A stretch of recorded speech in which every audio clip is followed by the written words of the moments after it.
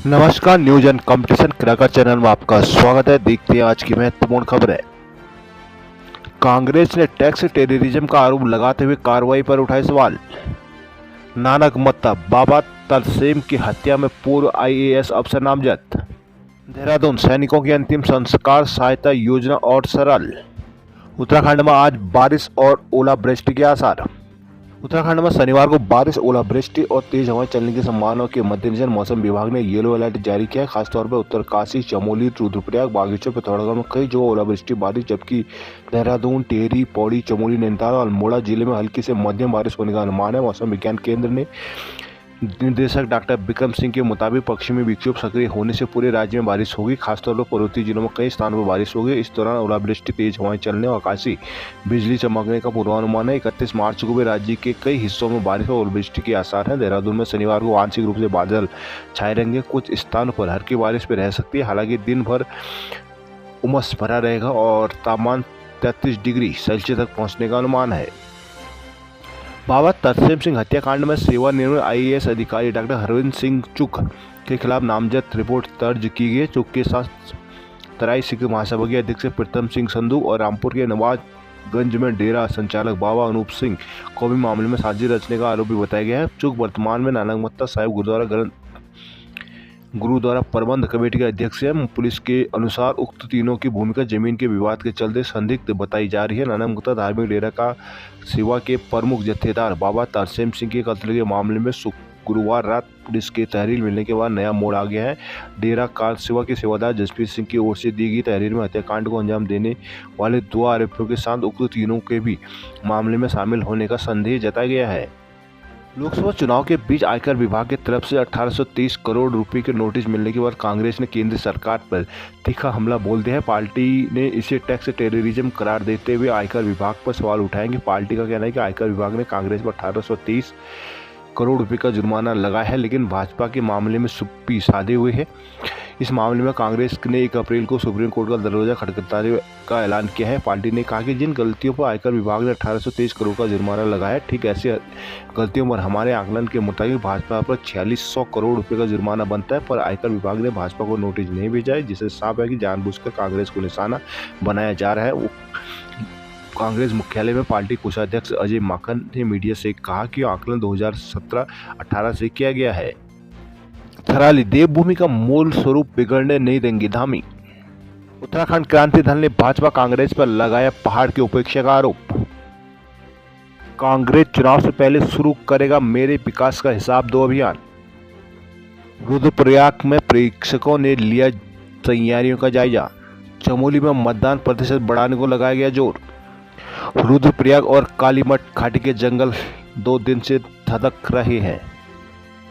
रुद्रप्रयाग जनपद के अनेक स्थानों पर जंगलों में आग लगनी शुरू हो गई। गुरुवार रात काली घाटी के साथ ही तल्ला नागपुर के जंगलों में आग लगी, जिससे जंगलों में वन संपदा को काफी नुकसान पहुंचा है। हालांकि वन विभाग का कहना है कि जंगलों में आग लगने की सूचना मिलते ही वनकर्मी आग बुझाने के लिए मौके पर रवाना हो रहे हैं। कालीमठ घाटी के कालीमठ बीट के कालीमठ, कबिल्टा और कोटमा के मध्य भूभाग के जंगल बीते 2 दिनों से जल रहे हैं। भीषण अग्नि से लाखों की वन संपदा राख हो गई है। वन विभाग व ग्रामीणों द्वारा जंगलों में लगी भीषण आग पर काबू पाने के प्रयास तो किए जा रहे हैं, किंतु तेज लपटों पर काबू करना उनके लिए भी काफी मुश्किल हो रहा है। कालीमठ घाटी के जंगलों में लगी आग से जंगली जानवरों को भी संकट आ गया है। कालीमठ बीट के जंगलों की आग का असर कितार घाटी में भी दिखने लगा है। प्रधान कबिल्टा अरविंद राणा ने बताया कि वन विभाग और ग्रामीणों द्वारा जंगलों में लगी भीषण आग पर काबू पाने के भरसक प्रयास तो किए जा रहे हैं, किंतु तेज लपटों से आग को काबू करना काफी मुश्किल हो रहा है।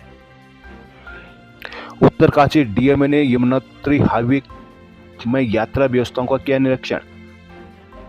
उत्तरकाशी जिलाधिकारी डॉक्टर मेहरबान सिंह बिष्ट ने जानकी चट्टी में प्रस्तावित ट्रेवलिंग रेस्टिंग फैसिलिटी तरह खरसाली में यमुनोत्री रोपवे निर्माण की महत्वपूर्ण परियोजना को जल्द धरातल पर उतारने के निर्देश अधिकारी को दिए हैं। यमुनोत्री धाम की यात्रा व्यवस्था का निरीक्षण करते हुए उन्होंने बड़कोट एनएच को भूस्खलन प्रभावित व संकरे हिस्सों में वाहनों की आवाजाही को सुरक्षित उपाय करने की भी हिदायत दी है। देहरादून उत्तराखंड में समय पर शुरू न हो पाए निर्माण कार्य होंगे निरस्त। समय पर शुरू न हो पाने वाले लंबे समय से अचर में लटके निर्माण कार्यों को निरस्त किया जाएगा। सभी का निरीक्षण करने के बाद आवश्यकता के अनुसार निर्माण कार्य चिन्हित कर उनके नए सिरे से प्रस्ताव तैयार किए जाएंगे। विभागों को उन कार्यों के नए सिरे से प्लान तैयार कर अनुमति लेनी होगी। 1 अप्रैल से शुरू होने जा रहे नए वर्ष में बजट उपयोग के लिए तय मानक में सरकार ने प्रावधान भी किया है। वित्त सचिव दिलीप जावलकर की ओर से बजट खर्च के लिए सभी विभाग को जारी गाइडलाइन में इस बाबत निर्देश दे दिए गए हैं। वित्त की विभाग की चिंता इस बात पर है कि कई बार नए निर्माण कार्यों को मंजूरी के वक्त बेहद कम या प्रत्येक रूम में टोकन मनी जारी। नैनीताल में रिक्शे का किराया हल्द्वानी से दुगुना। पूर्व क्रिकेट कप्तान सचिन तेंदुलकर ने कारकेड पार्क में किए बाग के दीदार। MBPG कॉलेज में आज से शुरू होंगी परीक्षाएं। हल्द्वानी शासनादेश के फेर में बंद रही बेस अस्पताल की OPD मरीज पस्त।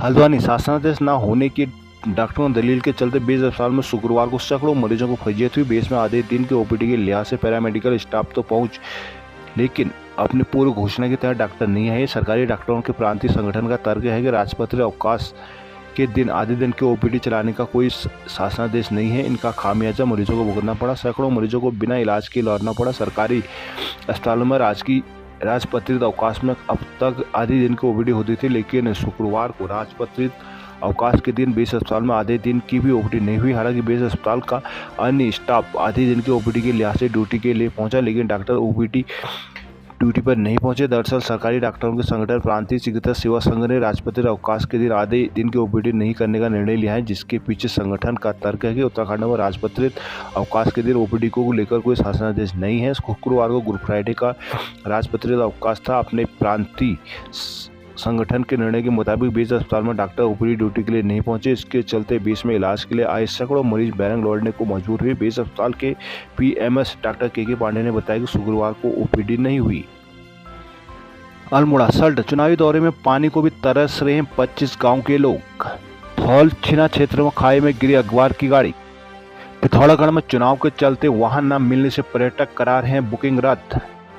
लोकसभा चुनाव के लिए अधिकतर वाहनों का अधिग्रहण करने के बाद मतदान से 5 दिन पूर्व से ही वाहनों की उपलब्धता न होने से पर्यटक अब पूर्व में कराई बुकिंग भी रद्द करा रहे हैं, जिससे हिमालय दर्शन के पर्यटक इस अवधि में आने से होटल कारोबारियों को करोड़ों का नुकसान होना तय है। लोकसभा चुनाव के मतदान 19 अप्रैल को होना है। मतदान केंद्रों तक मतदान पार्टी को भेजने के लिए टैक्सी वाहनों का अधिग्रहण किया गया है। सभी वाहन चुनाव से 2 से 3 दिन पहले चुनाव ड्यूटी में चले जाएंगे। मतदान के 1 दिन बाद तक यह वाहन जनता को उपलब्ध नहीं हो सकेंगे। इस तरह जिले के सुदूरवर्ती मतदान केंद्रों के लिए अधिग्रहित वाहनों को भी देखें तो चुनाव के दौरान 5 दिन से अधिक समय तक आवाजाही के लिए आम लोगों व पर्यटकों को दिक्कतें झेलनी होंगी। देश के कई हिस्सों से आचार संहिता लगने से पहले यहां मुंशियारी, चौकोड़ी, बेरीनाग के साथ ही जनपद के अन्य हिस्सों में होटल बुक करा चुके पर्यटक अब चुनाव के दौरान हिमालय दर्शन की योजना को टाल रहे हैं। तेजी से पूर्व में की गई बुकिंग रद्द कराए जाने से यहाँ मुंशियारी, चौकोड़ी, बेरीनाग, धारचूला व जिला मुख्यालय में पर्यटक कारोबारी निराश है। उनका कहना है कि पर्यटन सीजन में चुनाव कराने व सभी वाहन अधिग्रहित करने से उन्हें काफी आर्थिक नुकसान झेलना पड़ेगा। अल्मोड़ा में रेस्टोरेंट तक पहुंची वनाग्नि को फायर ब्रिगेड ने बुझाया। बागेश्वर में तापमान बढ़ते ही दधकने लगे जंगल।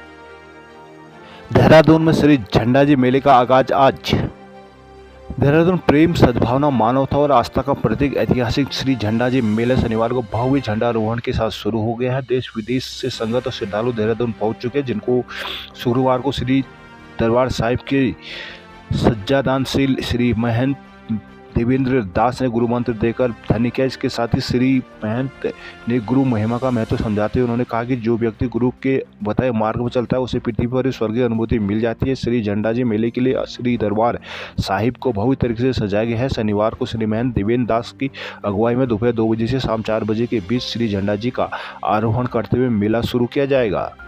देहरादून में व्हाट्सएप पर अनजान वीडियो कॉल उठाकर पूरे फंसे रिटायर्ड अफसर। देहरादून CBCID के रिटायर्ड विशेष लोक अभियोजक सेक्स टॉर्शन का शिकार हो गए। उन्होंने STF कार्यालय में शिकायत की। जांच में सामने आया कि मेवात के सेक्स टॉर्शन गैंग ने यह हरकत की है। इस गैंग के खिलाफ देश भर में सैकड़ों शिकायतें दर्ज है। साइबर थाना पुलिस देहरादून में मुकदमा दर्ज कर जांच की जा रही है। CBCID के पूर्व विशेष लोक अभियोजक अमरीश कुमार निवासी शास्त्रपुरम मैंगलोर जिला हरिद्वार ने STF कार्यालय में शिकायत की। उन्होंने कहा कि उनके मोबाइल पर विदेशी नंबर से फ़ोन आया। फ़ोन करने वाले ने खुद को उनका भांजा बताया। उन्होंने कॉल काट दी। इसके बाद रात में वीडियो कॉल आई। कॉल करने वाले ने खुद को निशा बताया। आरोप है कि उसने अश्लील हरकत करते हुए वीडियो कॉल की। इस दौरान कॉल को उनसे रिकॉर्ड कर लिया, जिसके बाद पीड़ित को ब्लैकमेल किया गया और रकम मंगाई गई। पीड़ित ने रकम नहीं दी, जिसकी शिकायत पर एसडीएम कार्यालय के निरीक्षक अब्दुल कलाम ने जांच की। इस दौरान सामने आया कि हरियाणा के मेवात का शख्स टॉर्चर गैंग है। जिस नंबर से पीड़ित को कॉल आया था, उस नंबर पर इस तरह की हरकतों की सैकड़ों शिकायतें देश भर में दर्ज है। मामले में साइबर थाना देहरादून में इंस्पेक्टर अब्दुल कलाम की ओर से मुकदमा दर्ज किया गया। पुलिस आरोपी की पहचान की कोशिश कर रही है।